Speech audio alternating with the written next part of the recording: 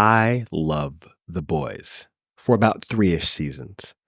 The sharp writing, the knockout performance by Anthony Starr, the biting satire of celebrity culture, the dedication to disgusting displays of superhuman debauchery. And unlike The Acolyte, all the money definitely made it onto the screen.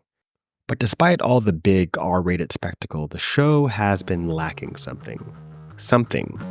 Some word I can't quite put my finger on it. Oh yeah. Punch.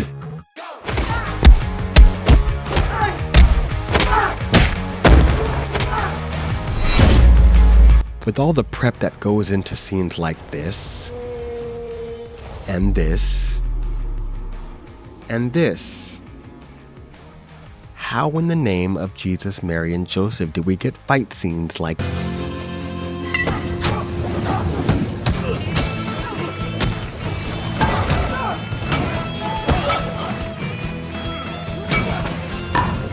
and also this?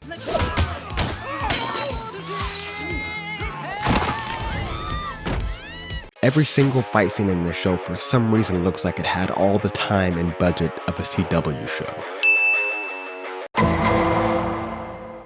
The whole premise of the show revolves around the idea of how scary superheroes would be if they were essentially Greek gods, nearly omnipotent beings with all the morals and accountability of your average politician.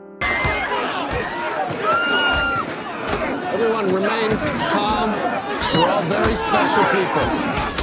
Stop it! Stop! The potential damage they could cause, to put it simply, is catastrophic.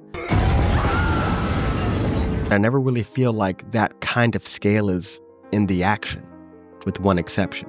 There's an action sequence with Stormfront in Season 2 that has all the scale of a super Nazi cutting loose on a bunch of minorities caught in the wrong place. At the wrong time.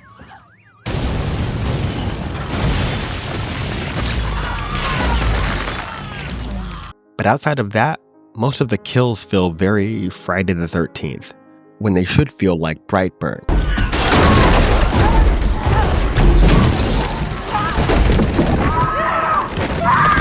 Take Homelander, for example.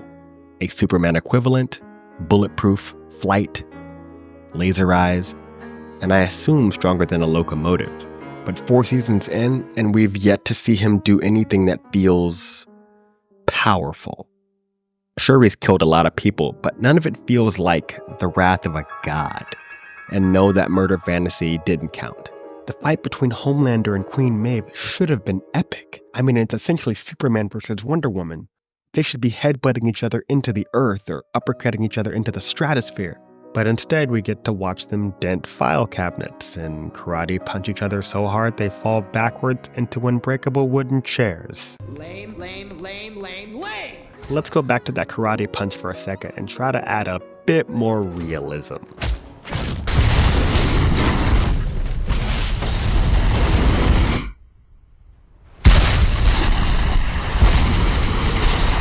Okay, you've made your point already. And then we have his fight with Soldier Boy, a Captain America type who's said to be just as strong as Homelander, give or take. You're the only one that was nearly as strong as me. I mean, the blows between these two should cause earthquakes and shatter every glass window in a 10-block radius. Maybe that wall was made of adamantium. I'm sure the fight will pick up soon. Let's see here. Punch, laser eye battle. They pin him down, and then he just flies away. Huh. Well, at least he broke the glass window. No, you know what? Let's be positive here. Maybe they didn't have the budget to do any...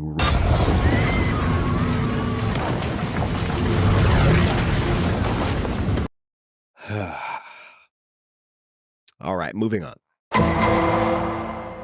Now, long speculation short, fight scenes typically draw the short straw when it comes to time allotted on set for television shows. They're usually shot and cut in such a way that clearly says Rome wasn't built in an hour, although I'm sure this fight right here probably was. The Boys, however, was built for $11 million per episode, at least for season 1. I'm not sure what the budget is for the rest of the show, but that doesn't really matter. If you have eyes, you've seen the money on the screen.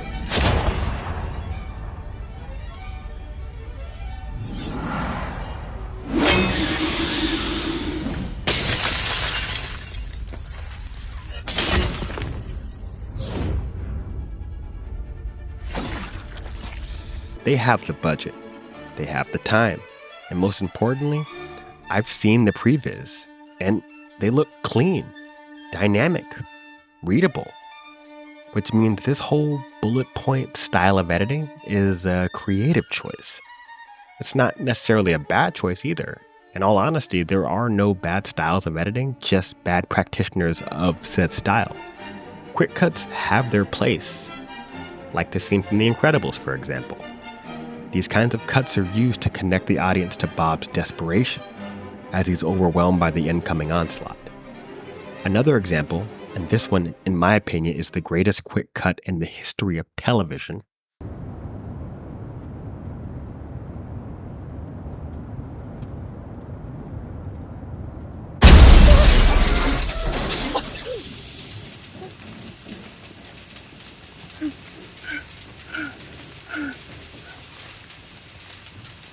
Why, that was elegant. Very elegant indeed. Whether it be the feeling of being overwhelmed or a hyper-realistic representation of how it feels to fall asleep at the wheel, the problem is never that quick cuts exist, but that they need a specific reason to be implemented into the narrative. And the problem with The Boys is that there is no narrative reason for the fights to be edited this way. It's just like more of a mandate, I guess. There's this quick fight that Huey has with this bad guy.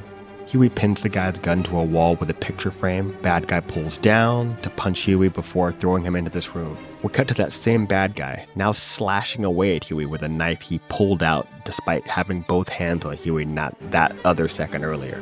The guy slashes a couple times before Huey trips over a chair that we only see for, half a second. Huey scurries away to create distance. And then there's this point where the bad guy jumps over the table, and I thought he was going to do a cool kick or something, but for some reason he just lands facing the opposite direction so that Huey can cut the back of his leg.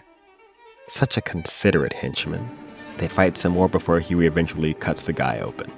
So the biggest problem with this scene is that it sets up problems and then solves them at too fast a pace to process. How's Huey going to deal with the gun? He pins it to the wall, but then I guess the bad guy just decides to drop it for some reason. Knife! Oh crap, how's he going to deal with chair? The sense of direction I get from watching this show is a simple mandate. It doesn't have to be pretty. Just kind of readable. When it comes to fight scenes, it's said that in the East, the fights are celebrated for their beautiful, fluid, complex choreography, while in the West, we celebrate big moments. Captain America hitting that superhero landing after beating up a jet, or Wonder Woman's flying knee through a wall after beating up some Germans. The problem with The Boys is that their fights have neither. All the big memorable moments of the show are, for the most part, drama-based, or isolated to moments of head-popping gore. When I try to remember the fights, it's all a blur, but then I go back and I rewatch the fights and they're still a blur. All the punchy, kicky stuff kind of exists as meanwhile action. The choreography clearly isn't the star here, even though it appears to be set up as such. There's this scene where Kimiko kicks off her heels to let us know that we're in for something special. But when I rewatched it, I was taken back to an interview with Joey Ansah, aka Desh from The Bourne Ultimatum. Look, I think that documentary style, it gives a kind of, it's like Impressionism. The best way, it's not, as opposed to fine still life, where it's about trying to almost photographically recreate what you're seeing. It's Impressionism. It's giving you blood, sweat, snarl, seeing someone's canine details, so you just come away with the essence of violence rather than a photographic recreation of every detail. So I was like, Paul, I understand the art style, but at the same time, I would, if some very intricate stuff is being performed choreography-wise, I'd like to see it. And he said, yes, but the less you see, the more you believe. Now let that sink in. The less the audience sees, the more they believe. It actually makes perfect sense when you're talking about, horror. So much of the genre thrives on the fear of the unknown or the unseen. But the idea that a split slide by Tony Jaa or a Guyver kick by Scott Adkins would be more believable if we only kinda saw them just didn't make sense to me. If I were a betting man, I'd wager most of the positive comments, and mind you, there were a lot, came from people who've had their standards set by Marvel. But maybe that's the beauty of it.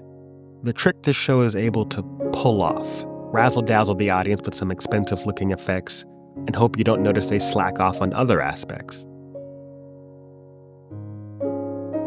Or, if I were to take a more pessimistic take, the creators probably thought that this was just good action. It all goes back to what I said earlier. This was a creative choice. They were given a solid blueprint, and this is how they chose to use it. And 500,000 people seem to agree with that choice. That being said, everyone loved the Bourne fights until John Wick came out, so I think there's still hope. And you know what? Maybe that's my purpose. To sharpen their palate. To show them the light. Show them that there's a better way than this. A higher quality of action. Or maybe I should just stop being so pretentious.